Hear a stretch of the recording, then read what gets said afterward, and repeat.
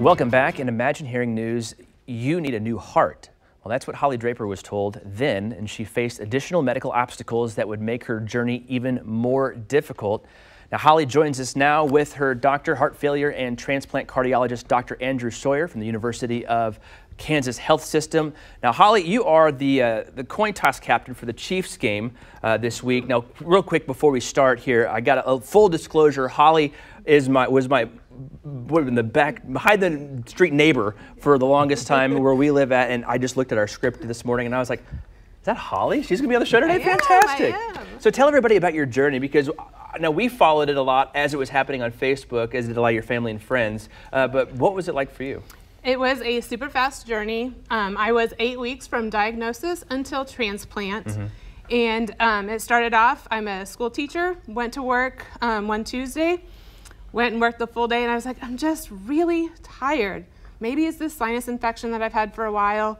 So I'll go and take my antibiotic. Well, had an allergic reaction to that. Yeah. Was still really tired, so I decided to go into primary care, and they referred me to KU for their cardiology. And they said, well, maybe you have a hole in your heart or something like that. So let's go check and see what it is. So they admitted me, and within just a few hours, they found out that my heart was not functioning at its full capacity. It was actually at 5 to 10%, and that I needed a heart transplant.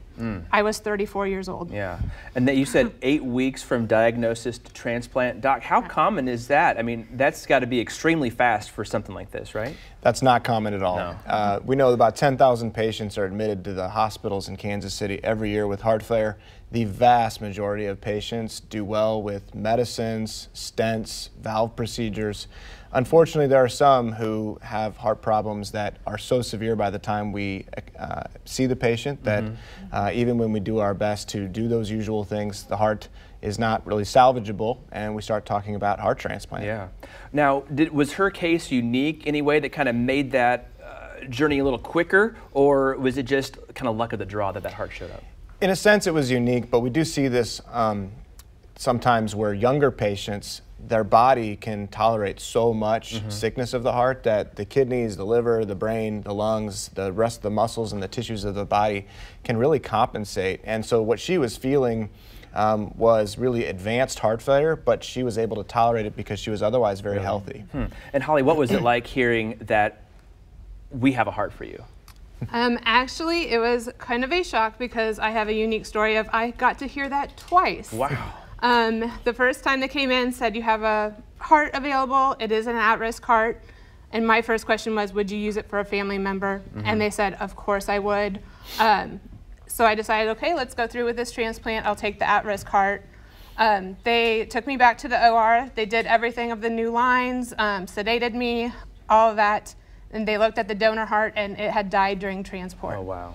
So they had to wake me up and tell me that the heart was no longer viable to use, and I was really grumpy. Yeah. I won't exactly repeat the words that I said, but I was very grumpy because it was just an emotional roller coaster of you thought you had it and then you didn't.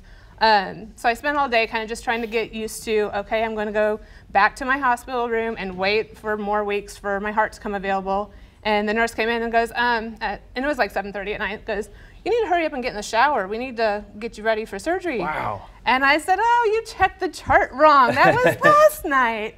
And they're like, no. And they had one ready for you. They had another one ready for me. So I actually got 2 donor hearts within 24 hours. And my donor heart now is working great. And they made the best choice for me. Well, we're so happy that you're here, that everything is progressing very well. And the fact that you get to flip the coin here at the Chiefs game on Sunday. And of course, KCTV5 is your home of the Chiefs. And of course, they're looking for that next win of the season as they take on the Broncos at Arrowhead on Sunday. Coverage begins with the Price Chopper Game Day show at 10 a.m.